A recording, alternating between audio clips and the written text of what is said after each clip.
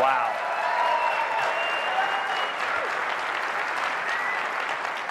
Well, it is wonderful to be here presenting among the greatest developers collected in the world. You guys are fantastic. You know, it was just a year ago here at WWDC when we narrowly averted a major OS X naming crisis.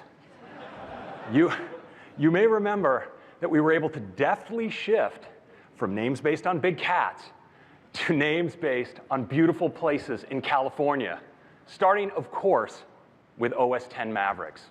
Well, it's another year and time for another name. And so we collected our crack product marketing team, shoved them in their VW minibus, and set them out on the road.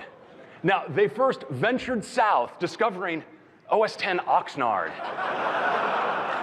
Now, this wasn't quite right, but undeterred, they headed east, landing at OS X Rancho Cucamonga.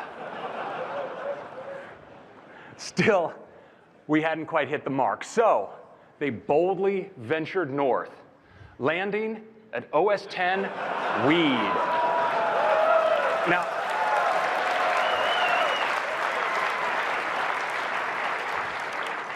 strangely, this one had large pockets of support within the product marketing organization.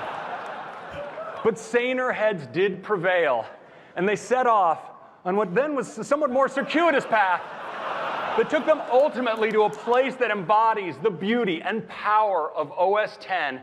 We discovered OS X Yosemite.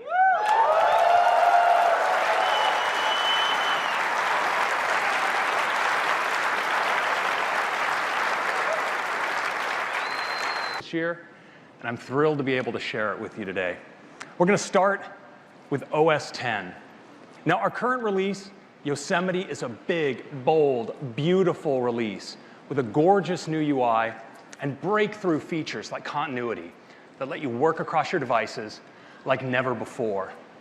Now, the adoption rate for Yosemite is just incredible. In fact, over 55% of active Mac users are running our latest update.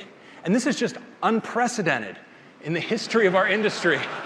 In fact, Yosemite has the fastest adoption rate for any PC operating system ever.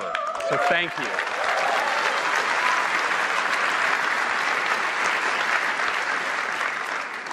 So for our next big release of OS X, we knew we wanted to build on those strengths of Yosemite with some really great refinements and advances. The only real question, of course, was what to call it.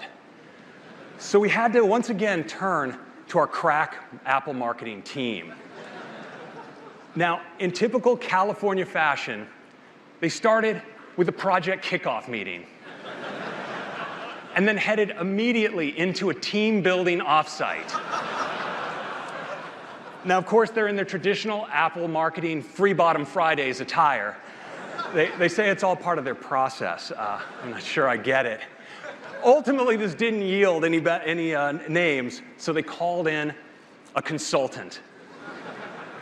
He told them the answer was to be found within. Not within themselves, but within Yosemite. And so the new name for OS X is OS X El Capitan.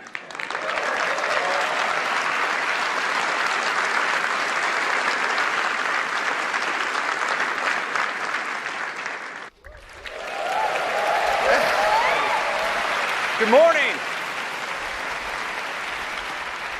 Well, good morning. It's great to be back at WWDC to talk to you about OS X.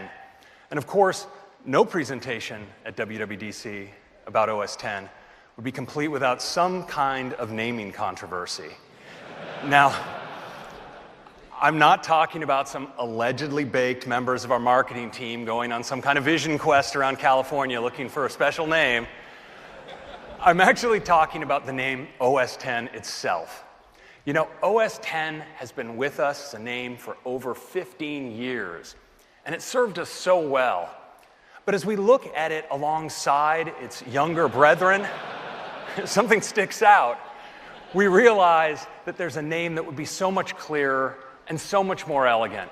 And so, we're making it so. the name of the world's most advanced desktop operating system is now Mac OS.